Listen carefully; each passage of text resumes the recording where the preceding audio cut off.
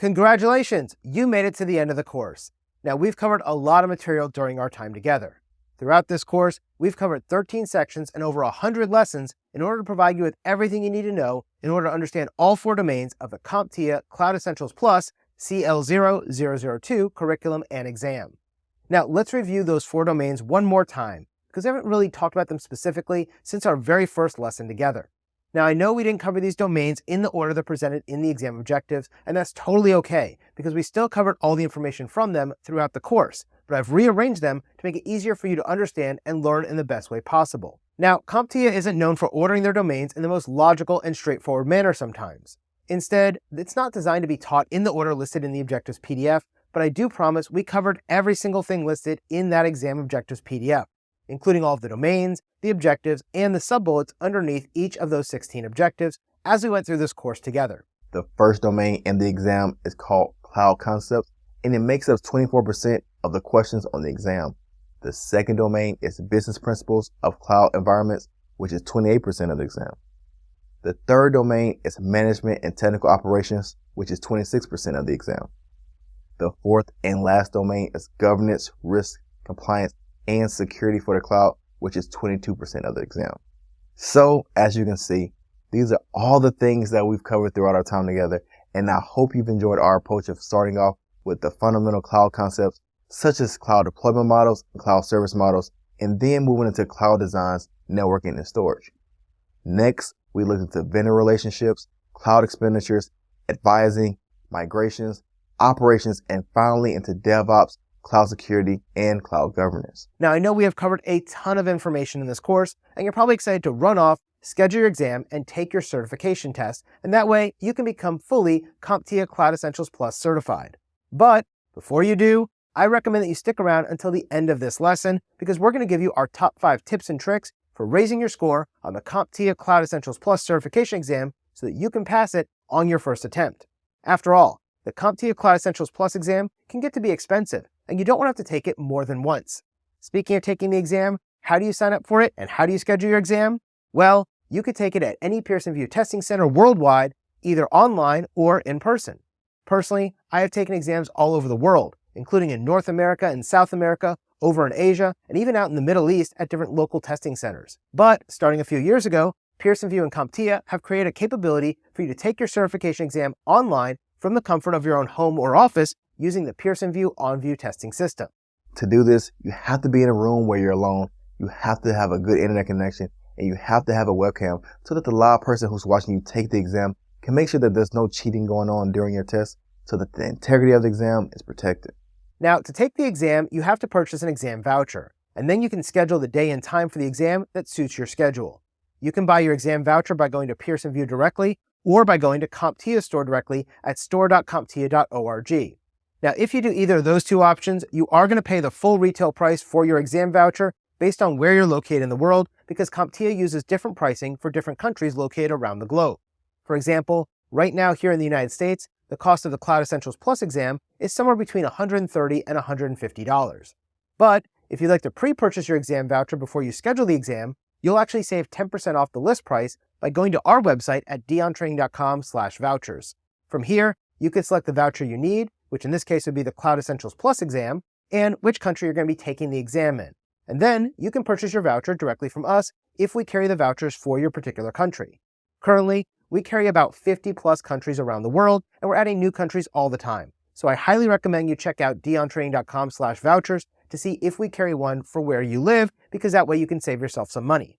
Now, as a CompTIA Platinum Delivery Partner, we help tens of thousands of students every year pass their exams, and so CompTIA gives us a special discount rate on the exam vouchers, and we pass those savings on to you, our students, when you buy your exam vouchers from us.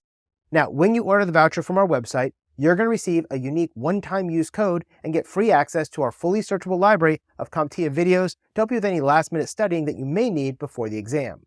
Now, once you have your Cloud Essentials Plus exam voucher with your unique one-time use code, you're going to go over to pearsonvue.com and you can schedule the exam for any day and time that you prefer and pick whether you're going to take it at a local testing center or online using the OnView system.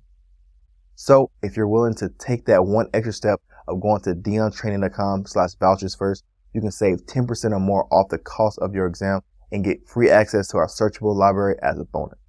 All right, now as promised, here are our 5 top tips and tricks for increasing your score on the exam.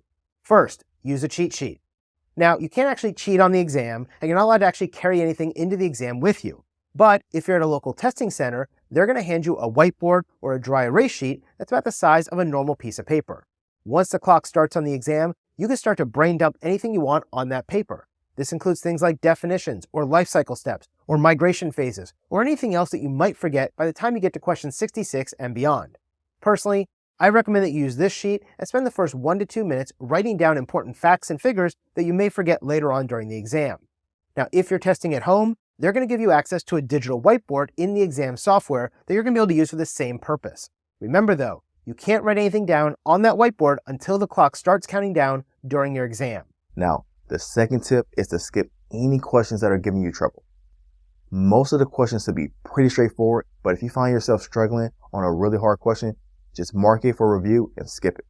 By doing this, you're going to gain confidence throughout your other multiple choice questions, and you may even see another question that answers the question that you're stuck on.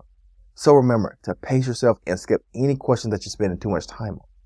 Trust me, students who do this will end up increasing their score by at least 5 to 10% over their peers who try to do all the questions in the order presented by CompTIA. If you get to a hard question, simply mark it, skip it, and then go back later and you'll review it at the end of the exam. It will help you increase your score. The third tip is to take a guess. If you're in doubt, I want you to take a guess from the possible answer choices.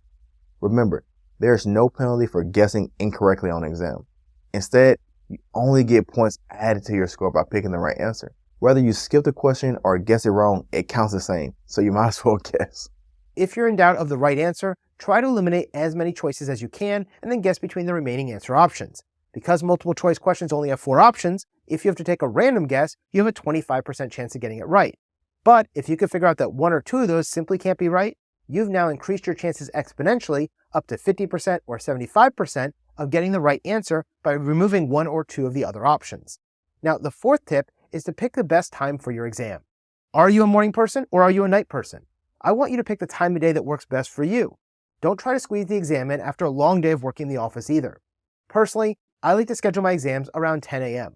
That way, I can take the day off work, I don't have to wake up super early, and I can avoid rush hour traffic if I'm going to a local testing center. Also, I want you to schedule your exam so you have enough time before the test begins to relax a little bit once you get to the testing center, instead of sitting there waiting for that clock to count down. I find that there is nothing worse than showing up at a testing center at 9:59 right when your exam is scheduled to start at 10 a.m. You're rushed, you're full of anxiety, and you're going to lower your score. Instead, I want you to be at least 20 to 30 minutes early, get comfortable with the facility, use the restroom if you need to, and then go in and take your exam. This will help increase your score, I promise you. Now, our fifth and final tip is be confident. You've got this. Now, when you walk into the testing center or you go into your home office to take your exam, you shouldn't be wondering, am I going to pass? No, instead, you should already know you are going to pass. You should have already studied all the information in this course. You've watched the videos, you've taken the quizzes, and you've studied the downloadable study notes. And if you're not confident now, then wait a few days to schedule your exam. In the meantime, I want you to take a bunch of practice exams and build up your confidence. Now, in this course, I've included a free full-length practice exam as a bonus to you to help you determine if you're ready for the real certification exam. I want you to take the practice exam. If you're not scoring high enough, restudy the areas you missed by rewatching the corresponding lessons, and then take the exam again. If you're still not confident, go and take some more practice exams from a good authorized source or textbook. Udemy limits the number of practice exams that we can include in a video course like this one, but we do have a separate practice exam only course here on Udemy that contains 6 additional full-length practice exams for you to use for additional practice. If you'd like to get that, you can go over to deontraining.com/Udemy and use the link there to purchase the practice exam course here on Udemy for the lowest price available that matches this Cloud Essentials Plus course. Now, when you take a practice exam, your goal is not to memorize the answer key. After all, my team and I wrote these questions and CompTIA writes the official exam questions. That means you're not going to see our questions on the exam word for word, but we are going to be asking about the same concepts that are covered by the exam. And we try to do our best to mimic the way the real exam writes their questions too, so that way you'll be well prepared come exam day. So please do yourself a favor and don't try to memorize my answer key and expect to pass the real exam. Instead, you need to understand why the right answer was right and the wrong answers are wrong. If you can do that, you're going to be able to crush the exam and pass it on your first attempt with no problem at all. Now, when you review your practice exam results, I provide you with detailed explanations for every single question inside of our practice exams. Please take the time to read the explanations so you can understand why you missed a certain question and why the right answer was in fact right. If you do this, you're going to end up doing really well on your Cloud Essentials Plus exam, I promise you. So keep taking those practice exams until you're confident, and then go off and schedule your exam, walk into that testing center, and know you're going to pass. All right, if you follow our 5 tips for success, you are going to be ready to take and pass your CompTIA Cloud Essentials Plus exam on your first attempt. Now, I know you're going to do great on the exam, so keep studying, take the exam, and let me know when you pass. Notice I said when you pass and not if you pass. We are so confident in your ability to conquer this exam that when you do, we want to hear about it. Post about it on Facebook, or go and post about it in LinkedIn and tag us in your post. Share your success story in our Facebook group, or even go ahead and post it in the Q&A for this course. Your fellow students and I want to be able to hear about your success and what worked for you. Now, I know you're going to be super excited when you receive your CompTIA Cloud Essentials Plus certificate in the mail from CompTIA. So once again, congratulations on making it to the end of the course. Now let's go put all that newfound knowledge to work in our practice exams. Good luck, and we hope to see you again in a future course as you continue upward in your IT and cybersecurity career and you continue to climb the CompTIA certification ladder.